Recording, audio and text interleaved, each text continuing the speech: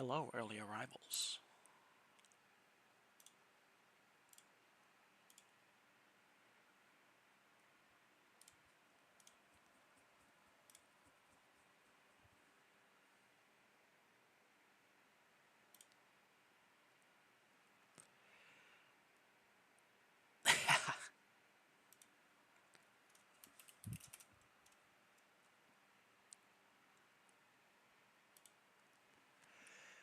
Alright, as usual, we'll give people time to show up. Looks like the stream is working just fine.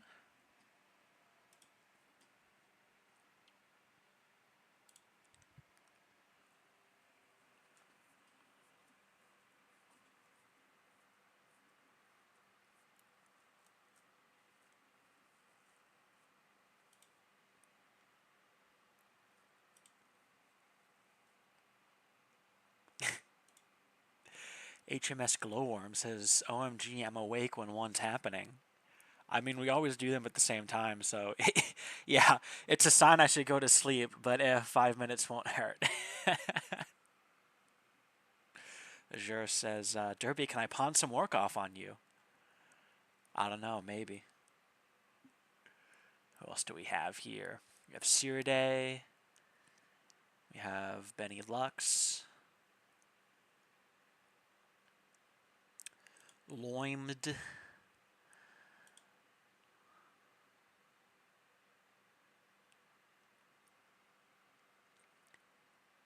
The developer formerly known as Warpcore is here. And who do we have in chat? GG Gamer. A draft chimp. I do not recognize you. We have this funny character, K-Bean, posting anime gifs. Okay. Then we have Peter, Tybe, Tom, Doom, Warp, in terms of our developers.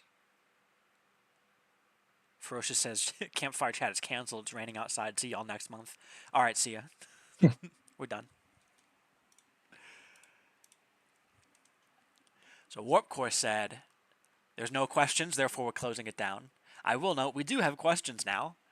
Up until about 8 minutes before this started, there were no submitted questions. I guess everyone just had a busy month and forgot to ask stuff. Arkin says, I submitted a question, thank you. 3 minutes after the starting time, but it'll do.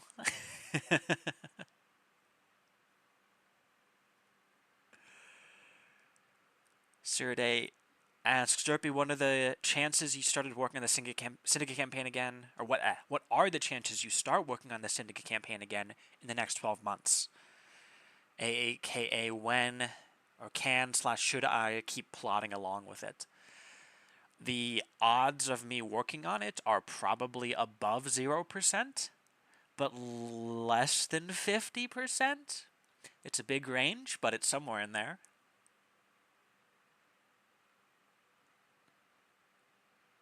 Maybe it helps if you read more ancient Greek literature. Yeah. That helped you the last time.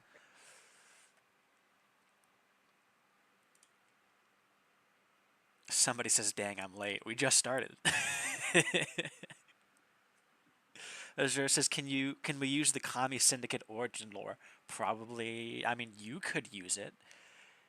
Is there... Will it be canonized in a way that is added to the game? That is a separate question.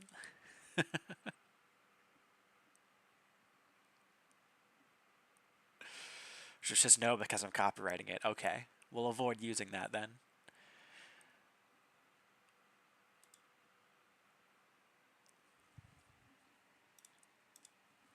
Alright, well... Welcome everyone, and I hope you're all doing well. As I noted in the announcement, this is our 21st Campfire chat. Closing in on 2 years of these. I think there was a couple months in there where we didn't do them, so the 24th won't be exactly 2 years later, but still a lot. We could just change the number. Yeah, just change it to. Oh, we skipped 18. Therefore, this is now the 22nd, something like that. Adept asks, why is 1x speed so hard to go back to after using 2x speed for a while? It's actually Because it's a 3x. 3x. Yeah. Also, Azure says remove fast forward unironically. I'm actually in that boat of I don't actually like fast forward. Oh, it's 3x? Yes, it is. It's okay. We're Yeah. unfortunately at this point I don't think we can remove it. It's been in the game too long, too many people are used to it. I would just suggest that if you don't like fast forward, you unbind the key. That's actually what I've done in some cases. I have just unbound And the key so I can't use it. but what do you have against it? I don't know what Azure's reasons are, but for my reasons, I feel like it changes the pace of the game in a negative way. Sure, you can fast forward through boring travel, but then everyone just has fast forward on all the time. Because, like Adept just asked, why is it so hard to go back to 1x after being on fast forward the whole time? Well, then you're just playing the game on fast forward. The game wasn't really designed to be played on fast forward all the time. Azure I'm says not that. so sure of that. Like, if everyone plays and tests everything on fast forward, then that will be reflected in the balance and in various design Yeah, aspects everywhere. perhaps. The weirdness says it's too fast for combat, too slow for long traversing distances. Azure says the I better solution definitely is to slow make down space for combat. travel more engaging. Go ahead. Uh, okay, so I definitely slow down for combat, and also if I have to like mine an asteroid manually or something, I will slow down for that. Often when I arrive in the destination system, I will slow down to select the landing target. But other than that, yeah, I'm just traveling and that's going to be in fast forward mode. And I don't see what value we would lose by being in fast forward instead of regular speed when traveling. And I also don't know what other aspects of the game there are that are affected by fast forward.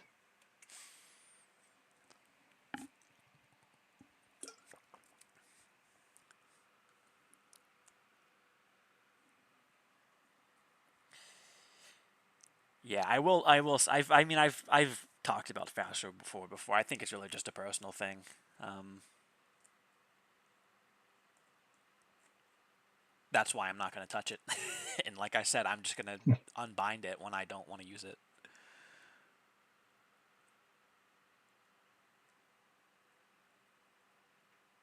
But I think it definitely did change. I mean, I was gonna say it changed the pace of the game, but of course it did. When you start playing the game 3 times faster, it's gonna change the pace of the game. When was it added? It It was had to added be by MZ MZ still. like forever ago. Yeah, like I don't think that counts as changing the speed of the game at that point. Like it just always been that way pretty much. I mean, for most people who have been around for forever, yeah. I mean, who haven't been around forever, yeah. But for people who remember a time before, fast forward,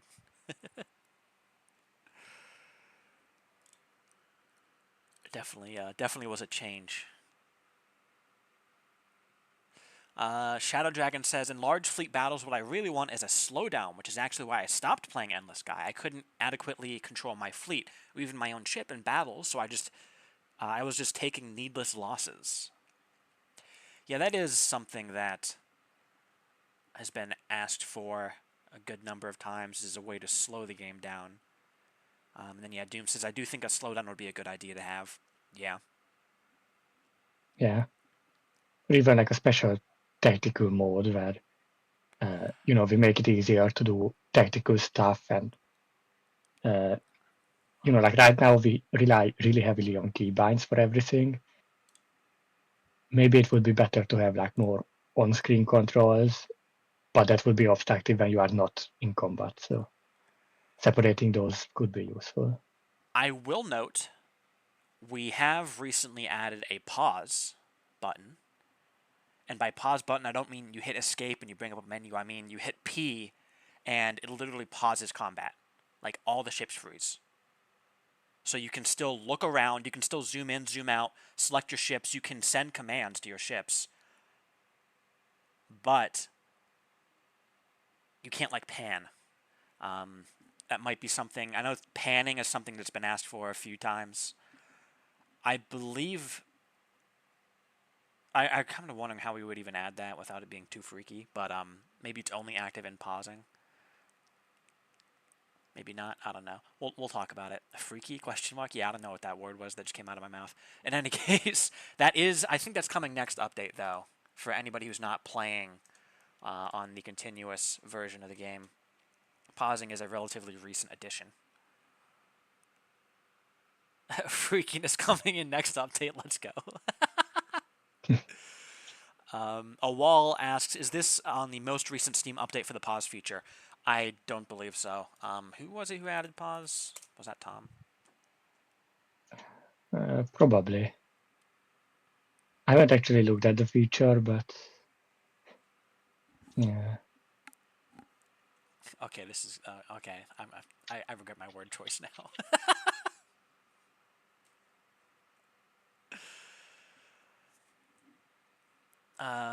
Tom says I PR'd it, but I wasn't the original author. Okay, yeah, that's correct. There was a earlier attempt at it that was orphaned and then brought back to life. But yes, next update coming at the end of this month. Get ready for it. And the very last day of this month is the currently planned release date for pausing. Warquist says it's also a little broken. We can deal with that. Will there be Patir 2? Very Yes. likely, yes. There's only a few small things to adjust, I believe, at this point. I would like to do another playthrough, but there wasn't anything massive that I thought needed changed. What issues did the hold fire command add, and why was it removed in 0.10.10? So in order to add the hold fire command, we needed to change how you send orders to your ships. Right now, you can only give a ship a single order at a time. And that means they can either be gathering, holding position, or focus firing on a ship, but they can't be doing any two things at once. So you can't say hold position but focus fire on the ship if it gets near you. And since holding is a command, we couldn't say hold fire and hold position. Or hold fire and gather around me. As soon as you would say hold position or gather around me, the hold fire command would be lost. So we needed to refactor how orders are sent to your ship so they can have multiple commands at once, where some of them are mutually exclusive and others can be combined. The original refactor to orders to allow that to happen had a bug in it where, as Warp points out, it made your ships abandon you. They would just start like not following you anymore. And yes, as Warpcore points out, it was my refactor originally that caused that issue. At the time, I wasn't active, and I believe we were closing in on the release of that version. So the decision was to just remove the feature so that we could work on it and fix it for a later release. Tom does have another refactor open for orders, so it is in the works. I found it. I cannot guarantee that it will be worked on for the next update. Tom says it's pretty much complete. Then why is it a draft? We can. I suppose it's a draft because it's on another PR that's not merged.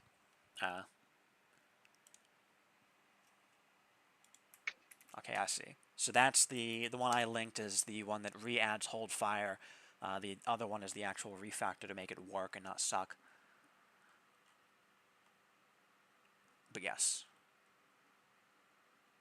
I won't guarantee I'll look at it just because I have so much other stuff to look at. So the other stuff I want to finish for this update, Patir 2, I want to finally get around to the timer the mission timer so that you can actually trigger things based off of a time that has passed instead of needing to use a timer ship. I have a bunch of pull quests of mine that are open that I want to probably get in. Tom says timer is waiting on OP. It is. It's also kind of waiting on a re-review at the same time. I won't say it needs to get to the existing comments before I give it a re-review, because I believe there was some stuff that was worked on. What else is out there that I want to look at? Anything major?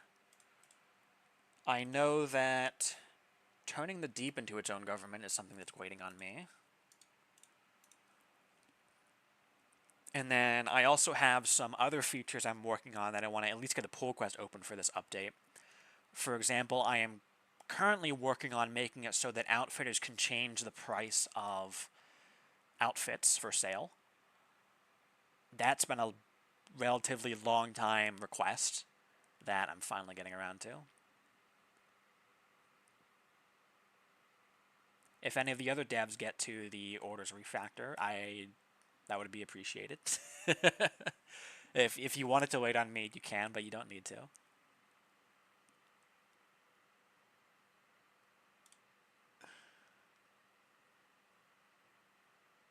I would probably have the time to get to it, but I would have to work out the motivation.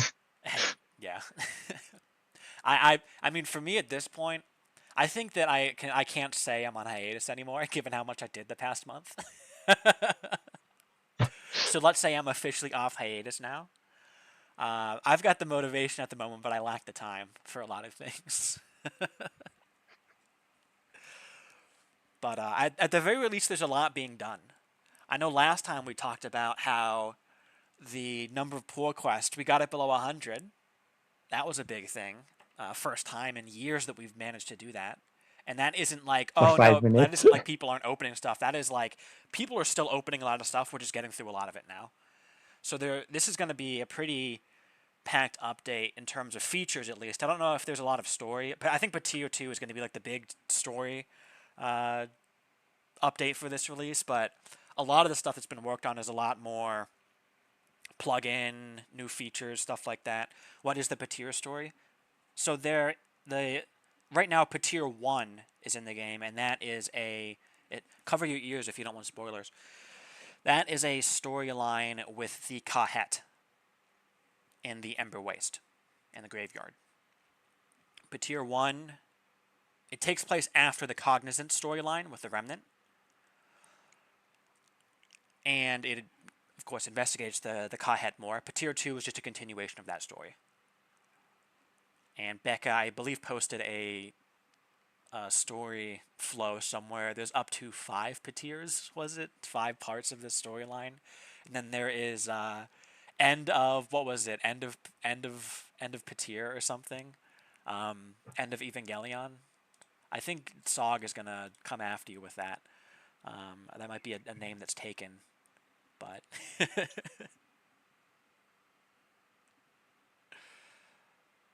yes, Patir 1 through 4, then end of Patir.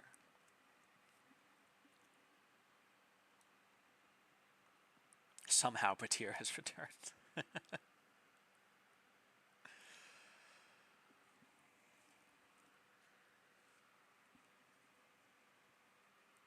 What's the storyline name with the station that can change the area of space around it? That is the Cognizant storyline.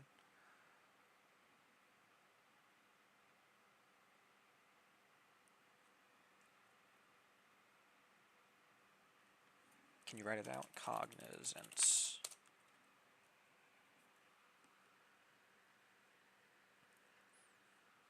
That's at least the name of the missions. I don't know if they're referred to that in game though. That's the name of the missions in the data.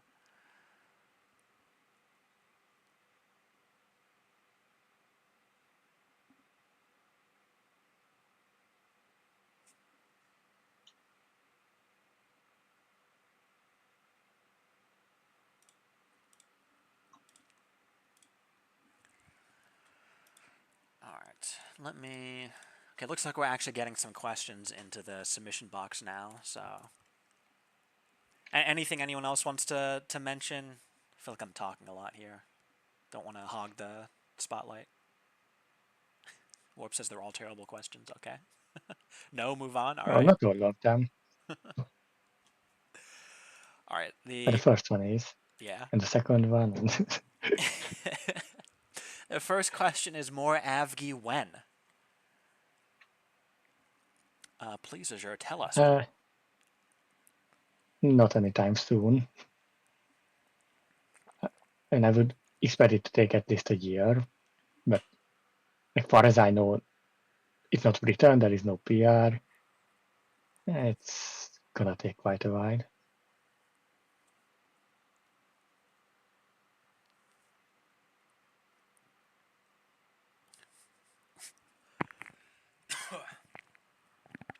Azure says I don't expect It's it to just take a year.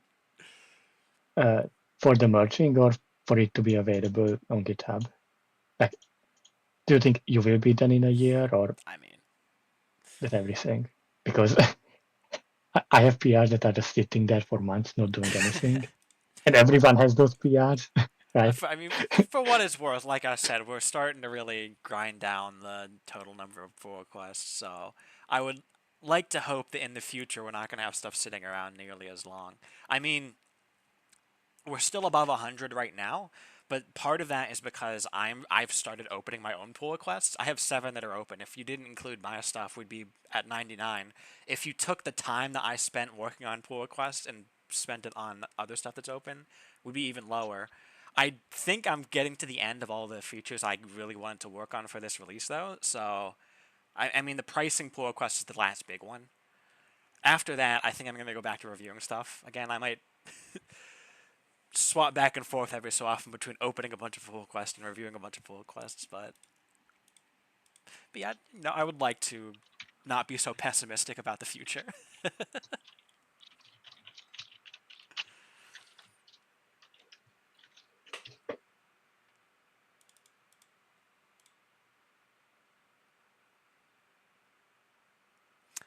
Do we get a saddle to ride the Archons?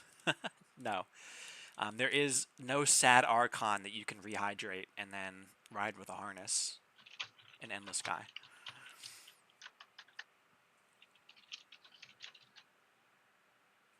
Sad.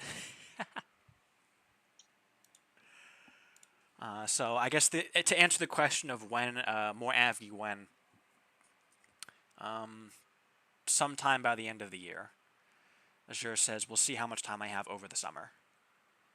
Next update, maybe. Yeah. He says it's not feature heavy, but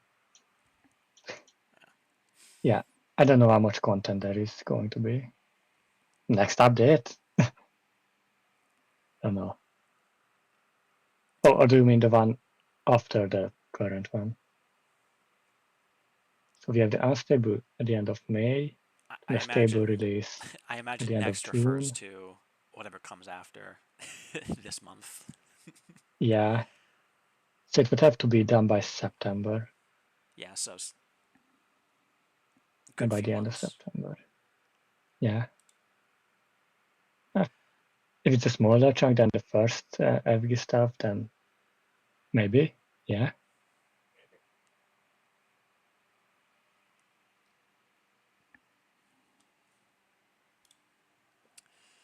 Looks like we have some people on the Twitch chat. Let me look here just so I don't lose you guys. Commander Nightflyer. Now that I realize there's a mobile version, I can play again and now get involved. So, is there any plan for a Republic slash Deep campaign? Also, how many times has this question been asked? Many, many, many, many, many times over the years. It's always been planned to have a Republic campaign. Um, I don't think that we'll have a dedicated Deep campaign. The original plan was Free World campaign, Republic campaign slash Navy campaign, and Syndicate campaign. You'd have 3. There's been talk over the years of adding a pirate campaign in there. That will most likely occur as well. Then there's also been talk of having a merchant campaign, some sort of independent campaign where you're not really siding with any one major faction. I don't know how easy that would be to write. That's probably the least likely of those 5 to occur. But Republic, Syndicate, Pirate, those are most definitely happening at some point. As for when, um, shrug. There's been small bits of progress. People have talked about working on them over the years. People have thrown around ideas. There's been a few concerted efforts to really put something together. We've had introductions done. We've had storyboards done for whole things. We've had people critique them and then throw them out and then bring them back to life and all that. It's the Free Worlds campaign is a lot to stand up to, all right? And there's also a lot of expectations around what, especially the Republic campaign. That's the one where people really want to see. They want to join the Navy. There's lots of expectations around that. So it's just a lot of difficult work. If it's not done in another 10 years, then I will just pay someone to write it. Yeah. But like I said, let's So I be think a lot of, optimistic. We don't need to be pessimistic about the future. Within the next 10 years, we'll definitely have a Navy campaign. Actually, that's what we thought 10 years oh, ago. hold on. We've been given a timeline, all right?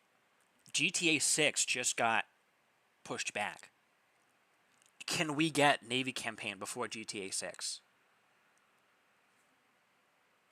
When is it planned to be released? May of next year. So we have a year. A year No. and a month. It's like end of May. So 1 year and 1 month.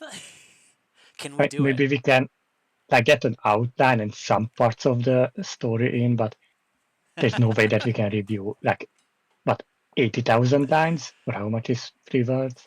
Like no way. All right. Place your bets now. Tybe says no.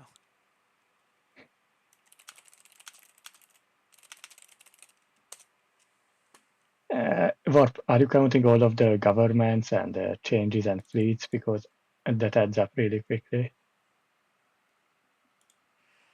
Yeah, Doom says I don't know. It depends whether someone writes it. Yeah, that's the crux. We've never really had. Okay, here's one person. They're gonna sit down for the rest of their life and write this out now. Just for the next 6 months.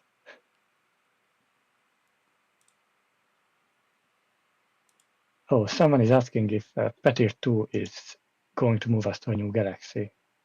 Or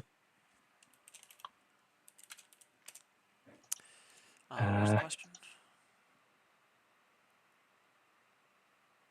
it's about whether Petir 2 takes part in a different galaxy, kind of.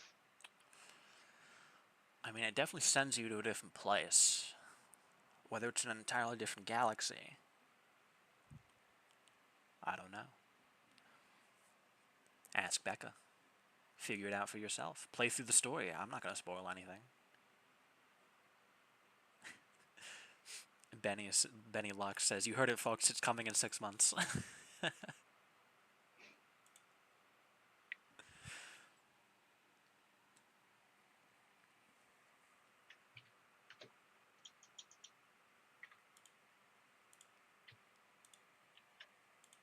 I think we can move on to the next question.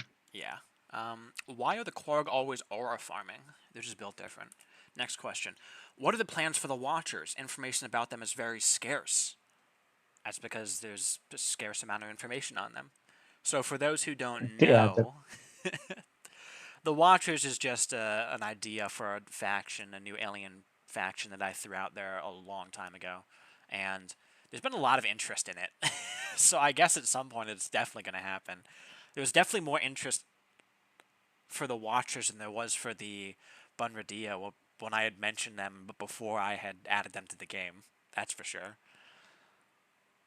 Azure says we should prohibit Derpy from adding the Watchers until he finishes the Syndicate campaign. Jim says interest is one word, yes.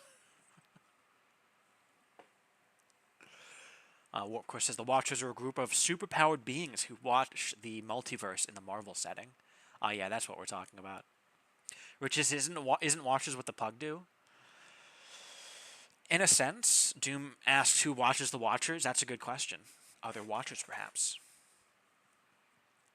But the TLDR of the faction was they would be a group of aliens who, unlike the Quarg and the Pug and the Drac, are actually very open to just talking with you about stuff. You ask a question about some alien faction, they'll be like, "Oh yeah, here's what we know." Um, Part of the idea was they could be a repository of knowledge that you could get information from them that you couldn't get from anywhere else. Just not gonna lie, I don't really like that. I mean, I think the way I just described it isn't entirely accurate. It's not like you would learn absolutely everything from them, and it's also not the case that they would actually even know everything. Sometimes they would just have theories, and they could just give you some ideas. Jura says, just like the Remnant be having explored everywhere, that reduces the amount of mystery in the galaxy. You have to come up with more reasons for things to be able to be hidden or unknown. I mean, it's not the case that they would know everything. It's just that they would know a lot. Or rather, what they do know, they would be willing to talk about. That's the main thing. Because right now, a lot of the higher tier factions are very secretive. It's also a... I also think there's definitely a difference between the Remnant and the Watchers in that the intention of the Watchers is for them to be higher tier, to have been around for much longer. So it makes more sense for them to have the reach that they do. It would be disappointing to learn Bonardia lore from the Watchers instead of from the Bonardia themselves. We would still be selective with what you can learn from the Watchers. It's not like everything you could think to ask we would even allow you to ask.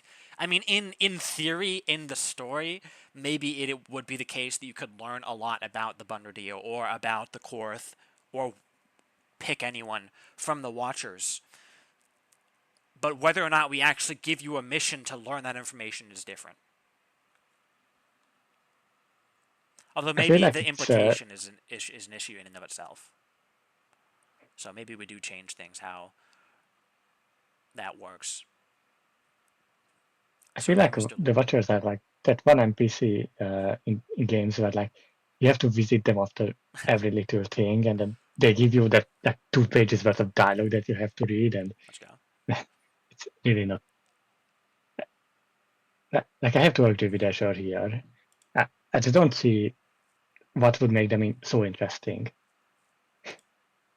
That like they told to you, okay, that is different than the other aliens, but you don't actually do anything. You just what get some optional dialogue for some extra lore.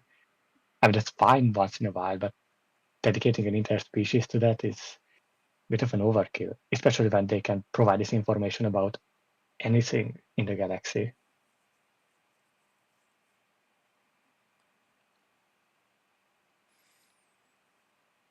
I mean, a big part of them too is they would actually just make fun of the Quargle all the time. that was like another. That was another idea I had. They just constantly take jabs at the Quarg. Somebody And said, we can already do that with the pug. yeah, yeah. So in a sense, the Watchers, the firstborn, no, they would have come after the Quarg. That was I have some story like snippets that I posted around. I would like write random conversations and missions for them, just to kind of play with the idea, so to speak. And in one of those, I definitely said what order the Watchers come in. Let me see if I can find it. I think part of it too was a means of mentioning or like giving information about stuff that you otherwise could never learn about. For example, it's undoubtedly the case that there were. I mean, we already know of other alien factions that existed in the past that are no longer present. How many of those are there? And of those that did exist, how many left anything behind for us to even still know about? So I think I wanted to throw some stuff in there that was maybe not a lot, but maybe have some mentions of a few factions. They're like, hey, they don't actually exist anymore. But it was also like a means of introducing faction ideas that have popped up throughout the years that nobody ever actually expanded upon, but like having them in the game in some way. So kind of like how I mean, I just kind of get a kick out of writing story missions that reference the game's development, but only if you actually were there to know. So that's also partially what I wanted to use them for. So who was it? The Trin. The Trin is a name that if you've been around for long enough, you might know. That was a faction that was it Elysian wanted to work on with Comnom, and they were supposed to be this like parasitic faction that like cannot be communicated with, cannot be reasoned with. Basically, like I've never played Mass Effect. I don't know what the name of the thing is. There's things that show up to like wipe out all intelligent life every so often. Kind of like that, but not in the Reapers. Yeah, but not in the Flood. Also, kind of, although not in the same sense of assimilating whatever they touch. But the idea of the faction was something along those lines. Doesn't sound like a description of the Reapers. Like I said, I've never played Mass Effect.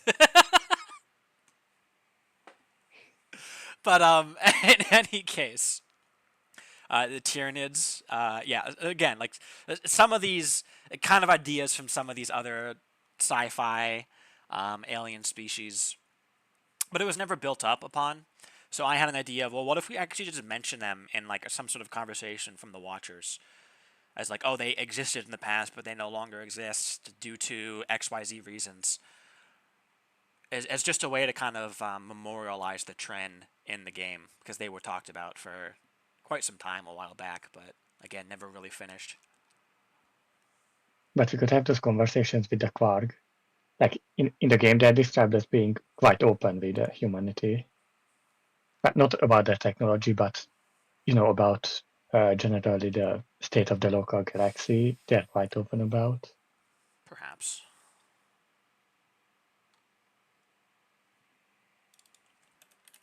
Even when you bring them like that ship fragment, they tell you about how the Quark broke one of their ring words. And they really don't want to talk about that, but they do say it. I've actually kind of wanted So to rework that one, because I feel like they're a bit too open that for that mission. Because normally I feel like the Korg actually are kind of secretive a lot of times. they Like, don't say anything you don't ask about, but when you ask a question, then they tend to answer. Like it was the same with the Sharagi, right? They hmm, never mentioned them before, but when it came up, they did confess instead of just keeping denying it.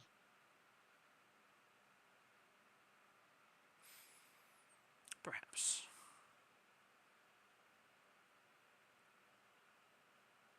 Like they're secretive in the sense that they wouldn't just tell you something, but like if you already know that something is up, then like they don't lie to you in that sense. As far as we know. Dun dun dun. Yeah, Stuffy Evil says the Uh, Quarg only say what they think is necessary. Yeah, I think that's an accurate description.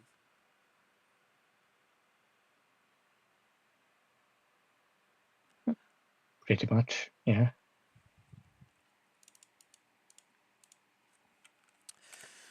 Alright, let's move on. I played a mission where I met with some really old Quarg, and they talked to me for a bit.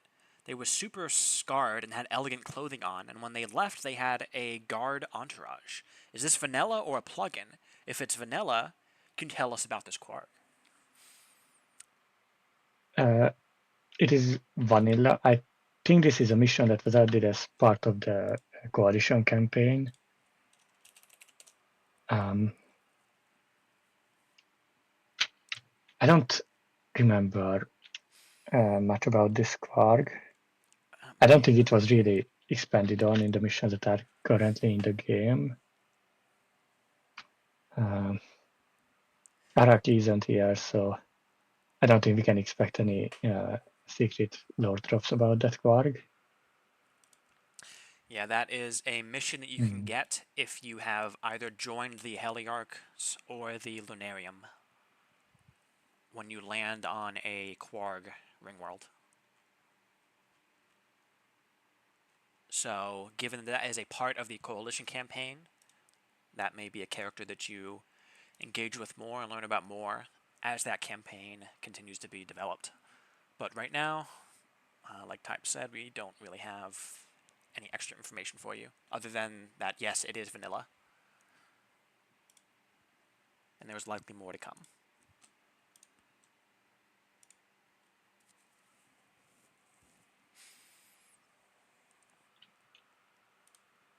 Alright, next question.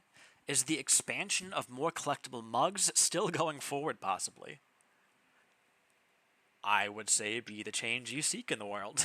If you want there to be collectible mugs in the game, then go ahead and add them. And if you collect enough, you will get mugged. Warp says no. Oh, Wall says yes, my mug question. Warp says no more mugs. Alright, so just open the pull request when Warp isn't looking.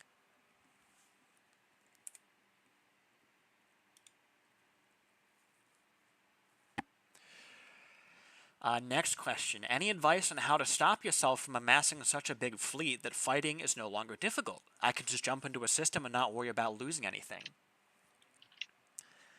I have two answers for you. One, the Warp answer. Just don't. Just sell one ship, shaking my head, sell them. Literally just don't. Not doing things is the default state of being. If you don't want to fighting to be difficult, then this is your solution. Okay, yeah, a lot of people just said, just don't. That's how I personally play. Back when I started the game, I kind of had the same idea of, oh, let me just have a bunch of ships. But eventually, it does get boring. And I realized that, and I was like, well, I don't want the game to get boring for me, so I'm just going to stop playing with such massive fleets. That is, as of right now, the only way you can really deal with this is to just decide not to play that way. Part of the design of the game is that you are given a lot of freedom in terms of how you want to approach the game. And one of those is the uncapped fleet size. Yeah, the Legendary M says it's an open sandbox, do whatever you want. Self-moderation is key, says a wall. OptiLink says, I use know your that massive fleet for things only a massive fleet can do everything else without it. Yeah. You gonna say something? I know that there were proposals for a game rule to Yes, limit the maximum fleet size. yeah, that's what I was going to get to next. The second approach is ask for, again, and wait for us to add some way to actually hard cap a fleet. Now, when I bring this up, people start going crazy. This would not be the default. We don't want to default stop how many ships you have.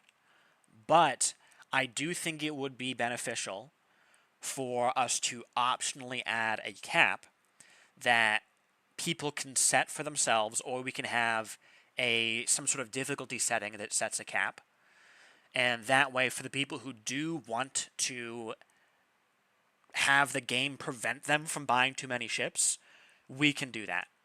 Now, given the game is so customizable, if for some reason you chose a difficulty that set a cap on your fleet size and you really wanted to get around that, you could go in and edit your save file to increase your cap. So there's really no way we can completely stop somebody from having an infinitely sized fleet. But it would at least be like a hurdle that would, for the people who feel like they can't stop themselves from amassing a big fleet, we could put that hurdle in their way and say like, hey, as long as you don't go around the game and push this hurdle over, this is where you go. This is where you stop.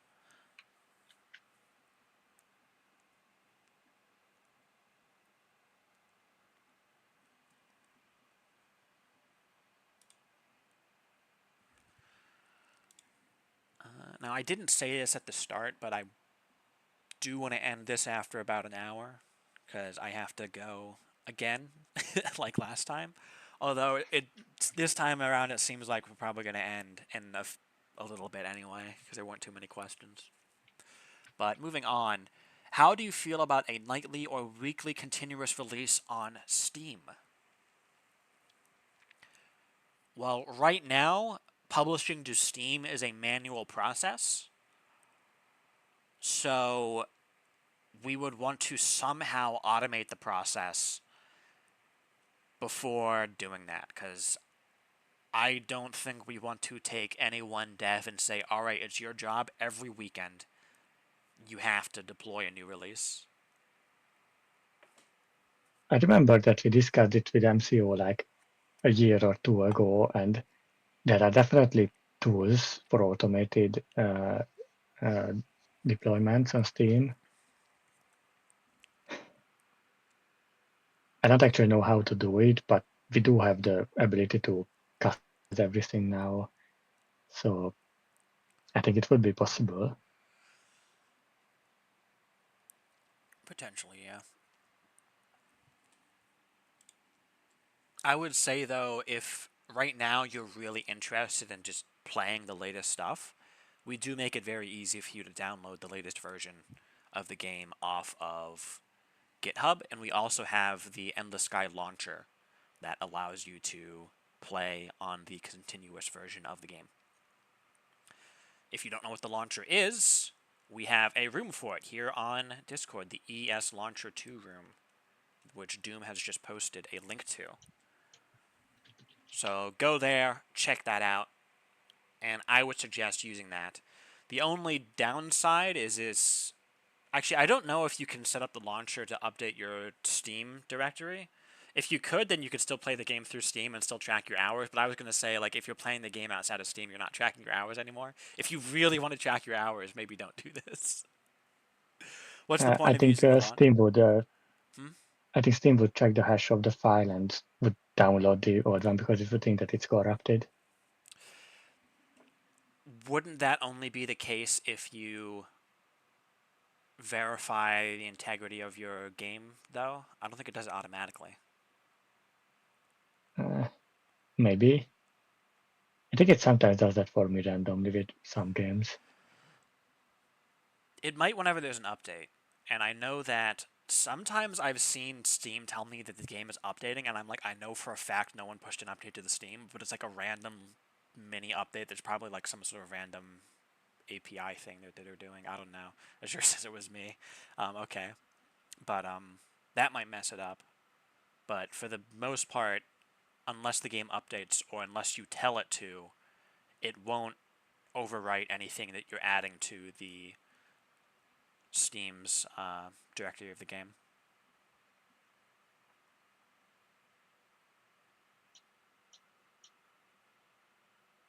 Am I addicted to Endless Sky? I have currently 460 hours, and I only started playing 1 year ago. I don't know. What's other people's opinions on that? A little over an hour a day there. It's not even 2 hours a day, says Warpcore, yeah.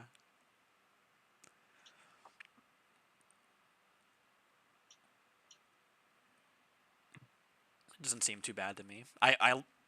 Good to hear that you enjoy the game.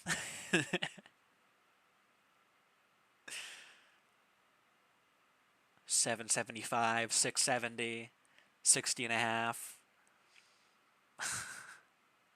K-Bean says 362 hours in Euro Truck Simulator 2.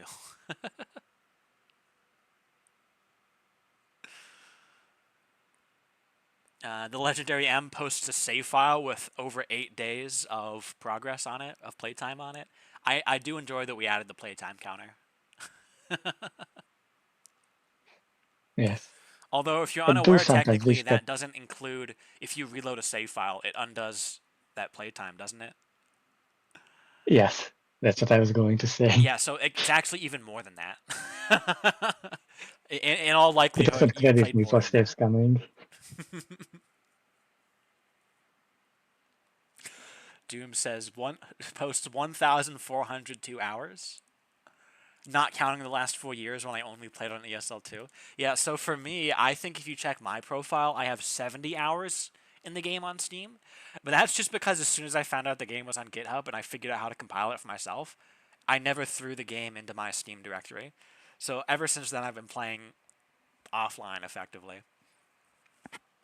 But if I It's was, even worse for me. yeah, Yeah, it's even worse for me because I'm on a different Steam account now, so it doesn't even have those original hours. mm. Just testing stuff.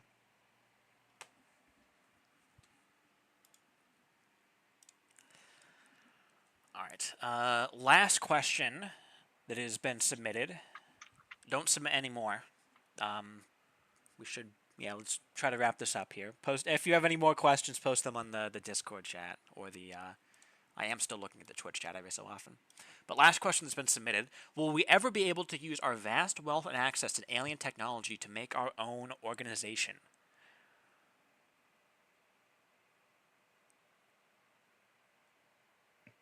Thoughts? There are plugins about this. I don't really think it's something that will be fit for vanilla. Like we're still trying to maintain that the player is kind of a smaller character on the galactic scale, right? Like you might have 100 gigs, but we want to acknowledge that in the free world campaign, you're still just treated as one captain amongst many. In that sense, I don't think it would make sense to allow like a major organization to be created by the player.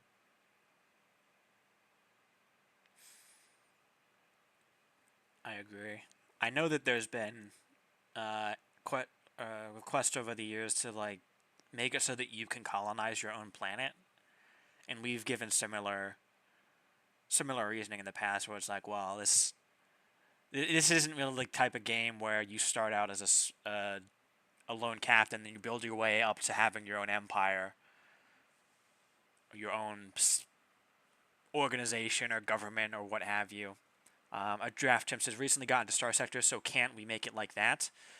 Well, the story of Star Sector, to my understanding, is not the same as what we have. So in Endless Sky, the whole galaxy more or less is already occupied by factions that have been around for hundreds of years.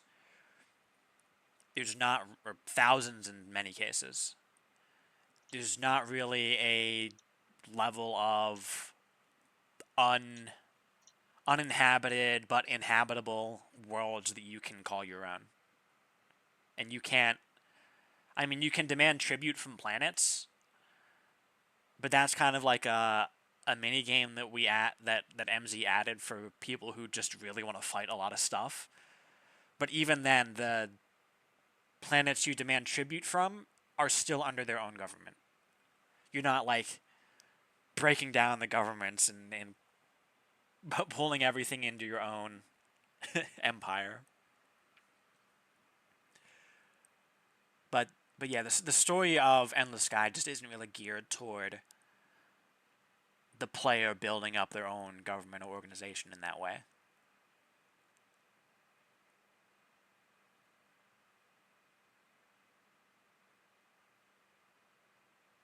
And yeah, GG Gamer points out its setting is very different. I guess referring to Star Sector. So yeah, Star Sector has a very different setting. So for the story of Star Sector, it makes sense that you can do that stuff. But I imagine for Star Sector, that was also something that the developers went into the game expecting. They're like, oh, we're going to have a way for you to colonize planets. Therefore, we need the story of the game to be set up in such a way where it makes sense that the player can colonize their own planets. That was never a goal going into Endless Sky story.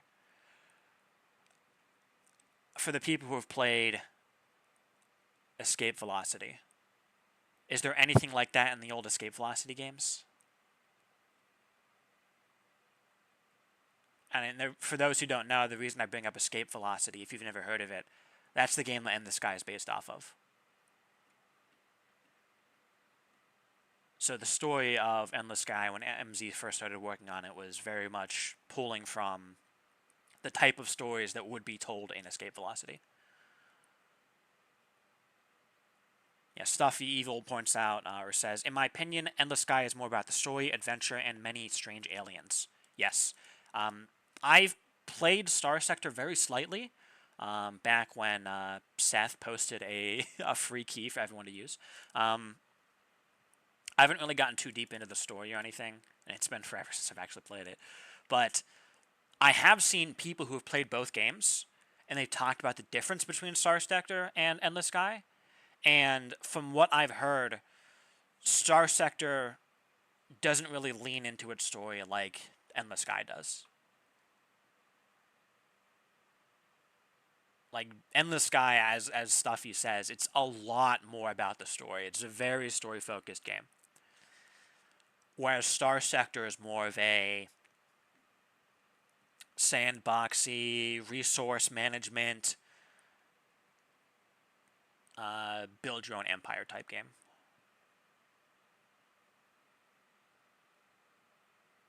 Yeah, Stuffy says it does have significant story, but it's a lot more sandbox and fleet combat. Yeah.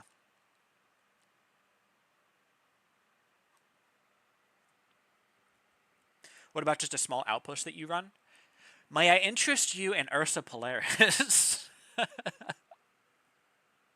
For those who don't know, Ursa Polaris is an old plugin. Azure says we should make Ursa Polaris vanilla with some changes. I mean, it's been brought up before.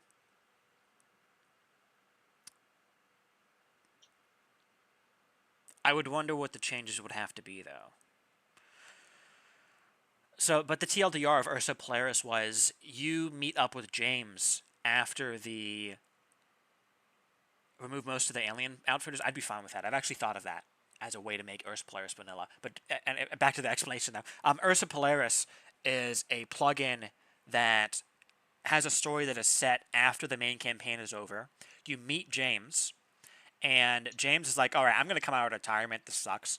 Let's go have some adventure." So together with James, you end up building a station on an asteroid called Ursa Polaris, I believe.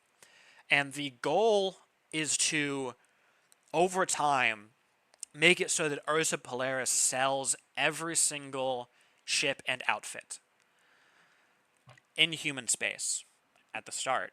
And then as you start to explore and do the story of other factions, of alien factions, you can start adding the outfitters of those alien factions to the Ursa Polaris station. So by the end of it, you almost effectively have a station like World Forge or Omnis or the All Content plugin, but you've built it up over the course of the story to have a one-stop shop for almost everything you can buy. It takes a lot of credits. Part of the point of the plugin was to have a place for players with lots of credits to spend their money. So there's like several millions of credits you need to spend for some of these missions. Or I think it even reaches into the billions at some point. But yeah, the whole point was really just let's have a way to really kind of just make a cheat station through over the course of a story that you build up to.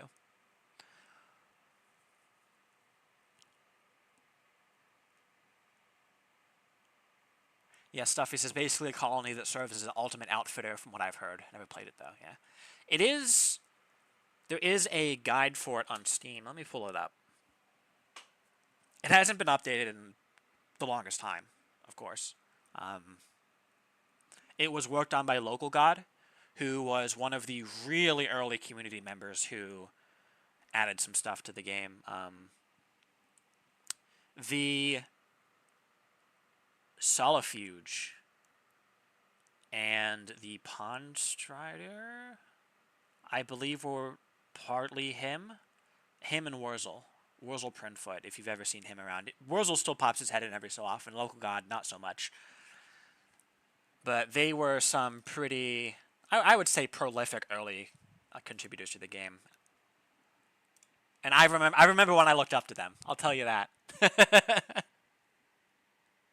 I remember when I thought it was so cool that they let me help them with some of their pull quests when they were adding a bunch of stuff to the game.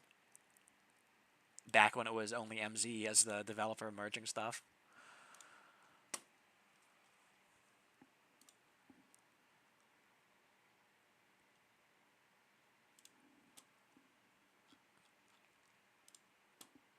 All right, give me the link.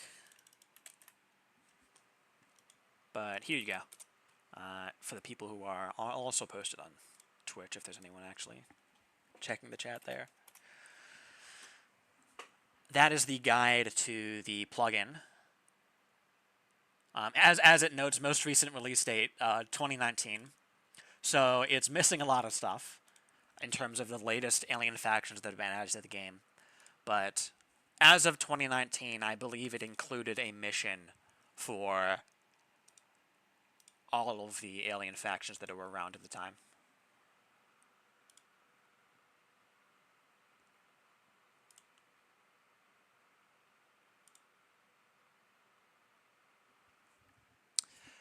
And with that,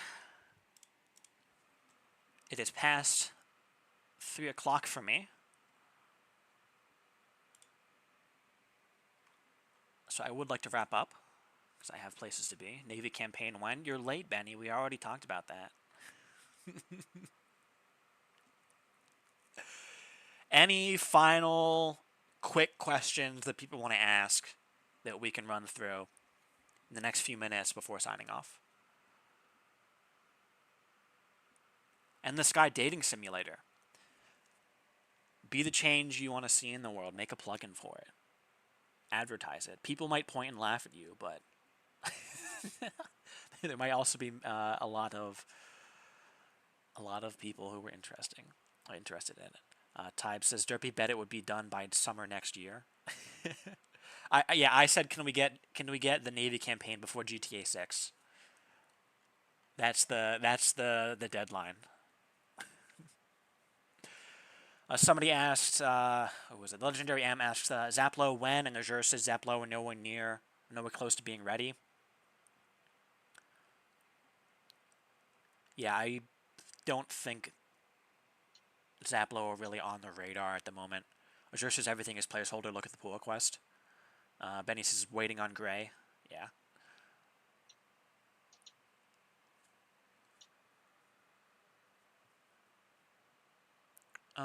Will QuargTech ever be obtainable, ever, without conflict? Like, as a permitted way of accessing after ending the Coalition, Gegno, and or in Scipia's campaigns on good Quarg terms. I won't I don't think the discount... Quark would ever sell you their stuff. I don't think the Quark would ever sell you their stuff, because if they would, then they would just already be selling it. But there might be others selling scavenge Yeah. Quark stuff. I think that I wouldn't discount the possibility that you could ever purchase Quarg gear from somebody. Maybe the Quarg could gift you something at some point. But I think that in all likelihood, we won't sell tier 3 tech. In most cases, like at least most of it. I mean, maybe like one or two things here or there. I know that, who was it? Was it Ziproot who came to me with an idea for a new alien faction, and they would sell you Quarg batteries, but that was it. Just the batteries. Were those the old batteries or the new one? I don't know how it's pronounced. The one that starts with a G and has no vowels in it. The Guerre. Okay, so that's one of the new ones. The Guelsh. Okay. Yeah, this is a newer one. The Garwire. The Worms.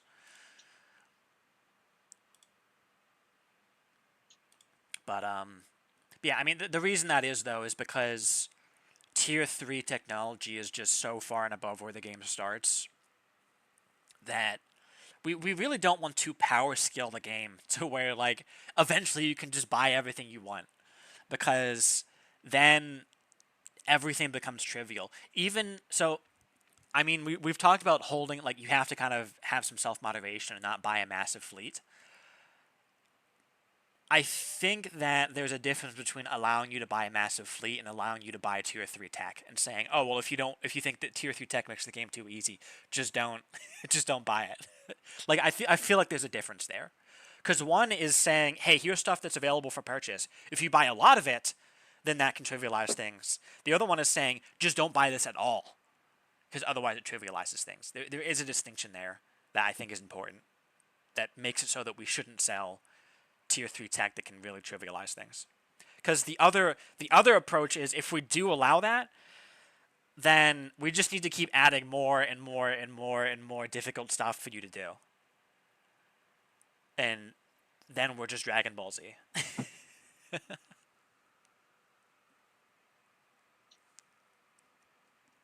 Fight an Archon when? You can fight an Archon now.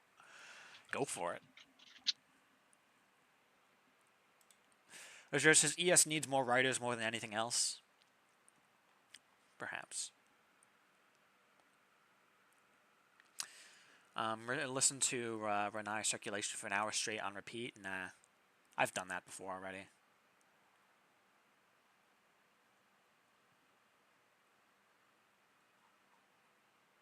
What? You doubt my power?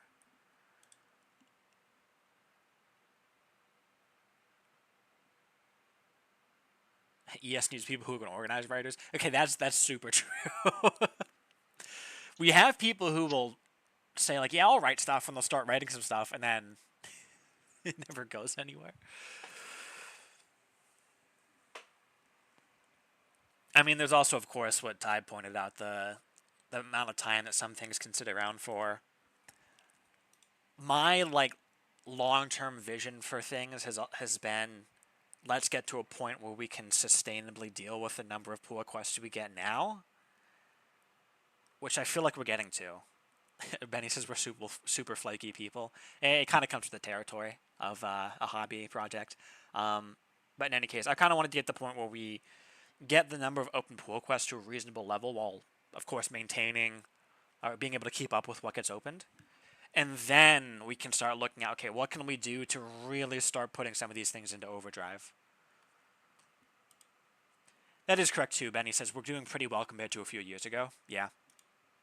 I think that over the course of the game's development, there's been ups and downs, but overall, it's been improvement over the years.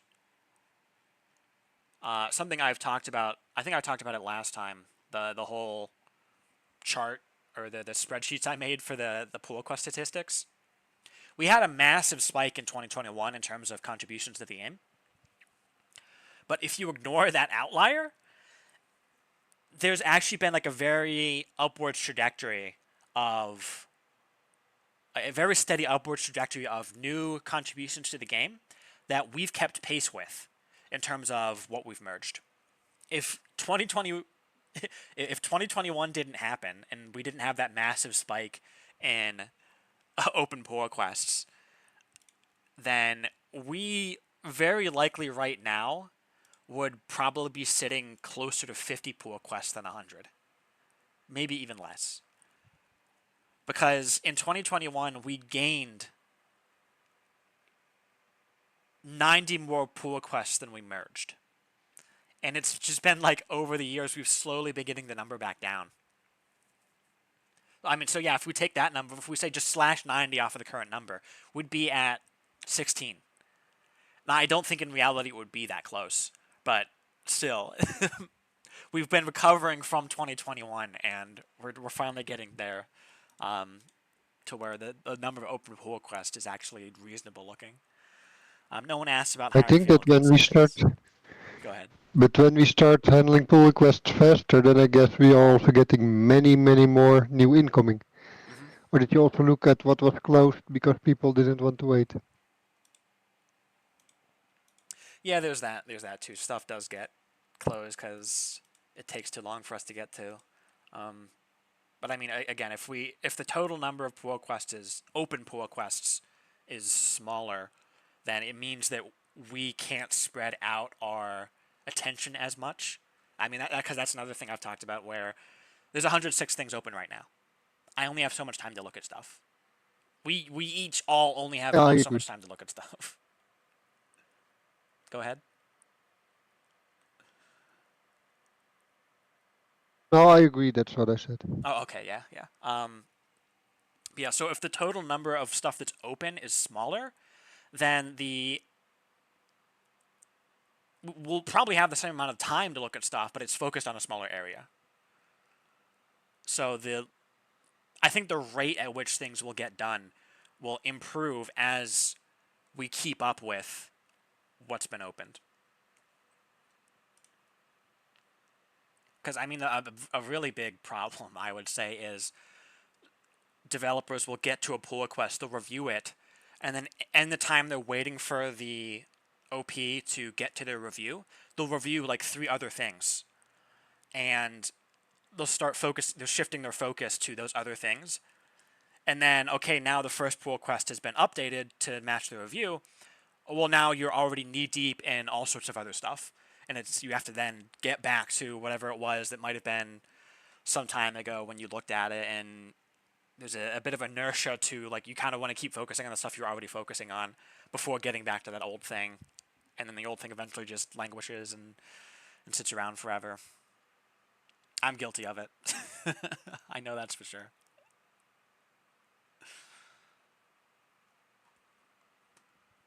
All right, well, I think that I do actually really need to get going now. I would have liked to have left like 10 minutes ago, but I'm here for you guys, all right?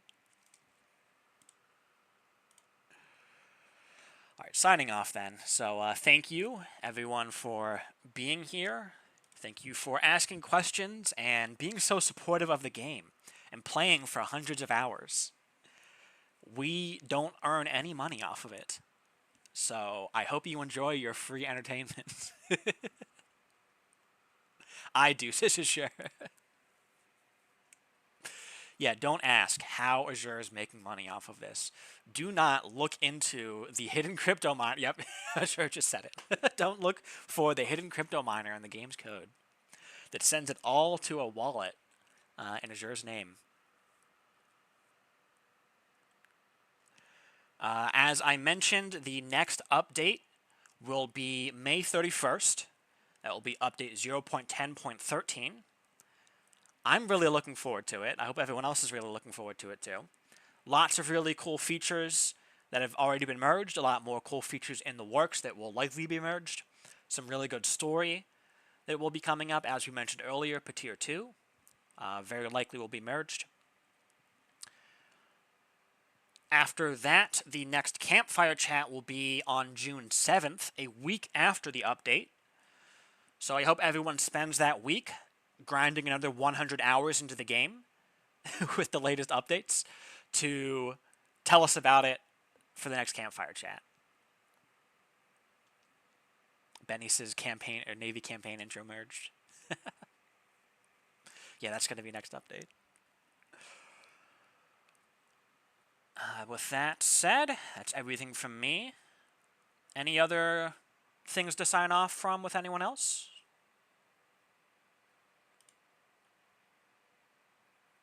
I will take silence as a no. Have a nice day. Yep. Hope everyone has a nice day. See you next time. Adios. Bye.